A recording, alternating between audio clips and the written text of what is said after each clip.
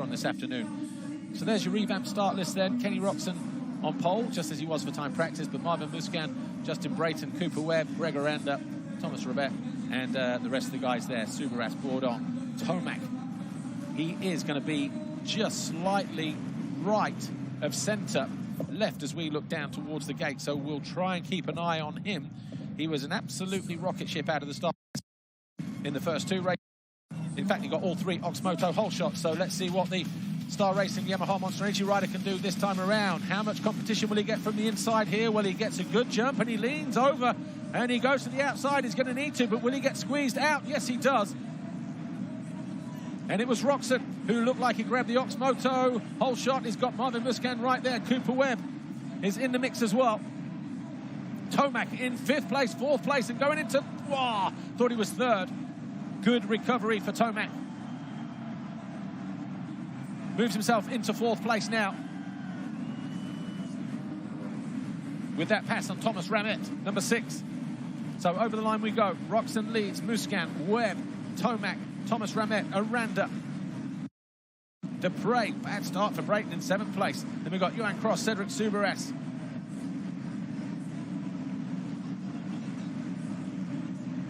Ramette just getting a little bit of a kick there just towards the last 2 or 3 whoops. But it's Roczen who leads. He was just under a second clear of Marvin Musquin at the end of that opening lap. Not the first official full lap, because finish line to give us the lap times and all of that. But it's Kenny Roczen who leads.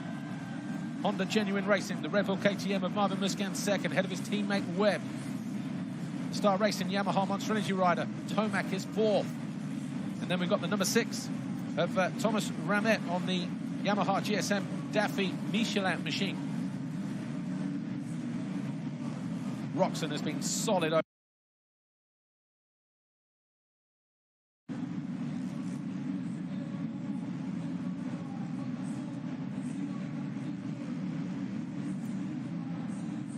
Down the back section.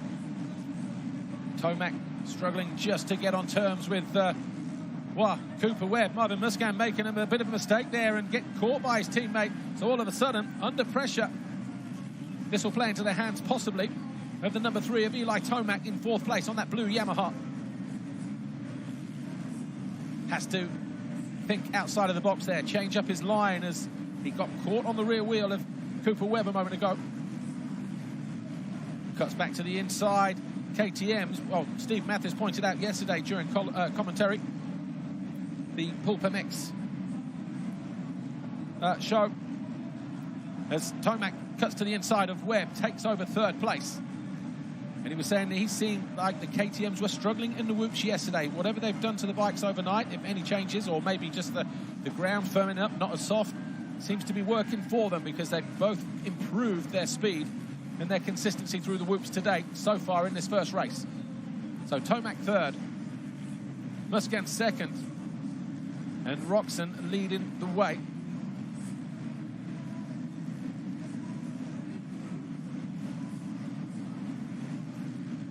Remember, coming into this one, Tomac with 4 points, 2 wins and a second. Roczen a 3rd, a 1st and a 2nd. He is on 6 points coming in. He will move to 7. And Tomac will move to 7. They will be tied. And I assume at this moment in time that it will be on race wins, and Tomac may still be leading provisionally if it stays like this. But his lap time last time around, 43.2, only a 10th quicker than Marvin. 43.1, a couple of tenths quicker, Ken Roczen, but he has the luxury of a 2.7 second advantage. Musquin was untidy through there. Cooper Webb coming back at Tomac.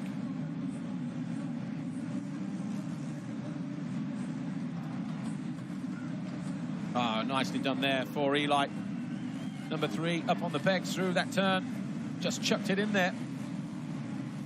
Applying the pressure to Marvin Musquin once again. 43.4, 44.4. Roczen and Musquin. Tomac a 43.6. So Roczen continues to dominate the lap times. and the race. 3.7 seconds now, his gap over Musquin, who goes wide.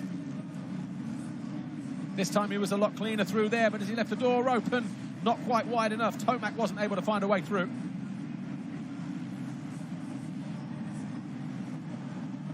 +6 minute +1 sprint race for the 450 riders.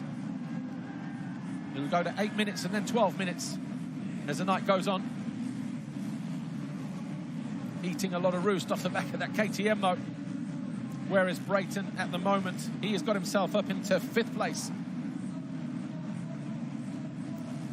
Right, can he get a charge on Musquin here? Not quite, so Musquin improving through there. Back marker, wow, I tell you what, that was very close there as well, because that tough block could have, if a rider was down on the right-hand side there, just ended up under the wheels of another rider.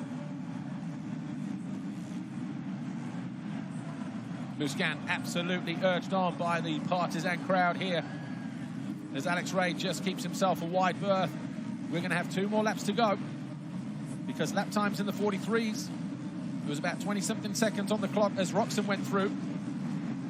How much more of this pressure can Musquin sustain, though, from Tomac, who still hasn't broken free from Webb. Chasing the dirt around the outside. Can't get in there either. Keeps trying to show the wheel to the number 25. Just seemed a little bit off balance through that right-hander. Did it cost him any time at all? Possibly a couple of tenths. 1 lap board goes out for Roczen as he hits the finish line. Goes into the final lap with about a 2.6 second advantage now. So the gap has been halved. 1 last throw of the dice for the number 3. Tomac, back marker, gets out of the way just about. Not before he felt the elbow there of Tomac as he went through. Saw how easy it is to make a mistake, not get the drive and just come up short as Tomac did in that Superpole session. And obviously when you've got riders in and around, and there could be a late charge here from Webb on Tomac into the final turn. Roczen though hangs on. He takes his 2nd win of the weekend. Musquin 2nd, Tomac 3rd, and Webb, he'll be much more pleased with that, coming home in 4th. 3.4 seconds separating the top 4 riders. What a race we had there. So Roczen will now move to 7 points. Tomac will go to 7 points as they dispute the King of Paris title. It could not be closer with 2 races to go. At least next time around, though, the gate position will be more favourable for Eli Tomac. He will go to the line 3rd as opposed to 10th. Here's Ken Roczen. Yeah, having a clear track definitely helps. I pushed really hard in the beginning and then just tried to conserve some energy, and it was a perfect race. Alors c'est vrai, j'ai pris un bon départ, j'avais le circuit pour moi tout seul, ça m'a permis de creuser un peu l'écart et puis de garder un petit peu d'énergie ensuite pour la fin de la course. Voilà, Ken Roczen, pour l'instant c'est le score parfait, Superpole, victoire dans ce sprint, numéro 1 Paris La Défense Arena pour une légende vivante du Supercross.